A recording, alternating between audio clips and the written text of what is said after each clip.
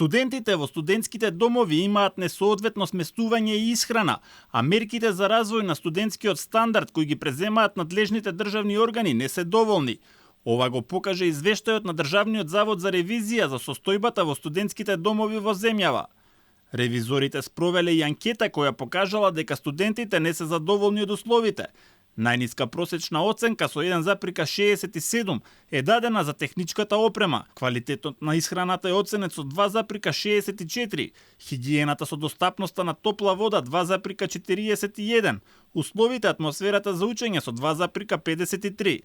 Со просечна оценка меѓу 2 и 3, студентите ги оцениле условите за спорт и рекреација, културно-забавните активности во студентскиот дом, загревањето и ладењето на просторот, безбедноста на објектот и опременоста и физичките услови на собите во кои се сместени. Над 3 просечна оценка студентите дале само за состојбата и функционалноста на мебелот 3,33 и за заедничките простории, менза, читална, библиотека, дворна површина 3,07. Објектите кои ги користат студентите во најголем дел се стари и не ги задоволуваат потребите на современото живење. Постои незадоволство на студентите во поглед на исхраната, сместувањето и функционирањето на студентските домови. Ревизорите констатирале значително намалување на сместувачките капацитети во сите домови во периодот од 2019 до 2022 година, односно од 5812 легла, бројката сега е сведена на 4490 во 2022 година.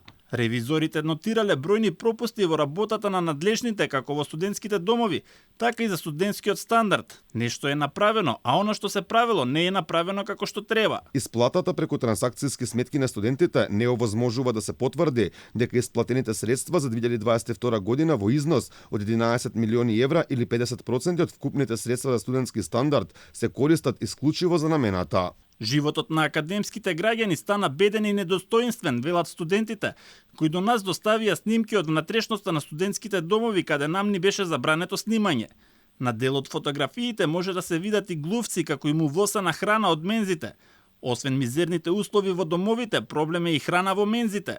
Дел од студентите велат дека мора и да готват во собите, зашто она што го добиваат не е доволно. Готвам поради таа причина, пошто е мал оброкот и баш го имам дадено мојот број за јадење на другар, што стварно му треба, и он јаде по 2 пати ручек, 2 пати вечера, за да биде најаден, пошто тој оброк, мислам, единствено на некоја девојче може да го нахрани, ама за нас машките што се малце поголеми, не е доволен. Не е нормално со 140 денара што можеме во денешно време да купиме. Да се случат и проблеми, да не помине картичка што ни е за оброк 140 денари, да е од никаква причина блокирана тој ден и да не можеш да си ги искористиш. Па мислам дека не ни стига на дневно ниво, туку ни треба повеќе, бидејќи сега се поскапени производите, така да... Не, ништо не може да се купи. Буквално минимално нешто. Не е доволно за оброк. Сметам дека не е доволно и не може ништо да се купи со тоа. Не може, примери, да јадеш и да пиеш, него мораш за нешто да се одлучиш. Инаку од буџетот на Министерството за образование во 2022 година се издвоени 22,6 милиони евра.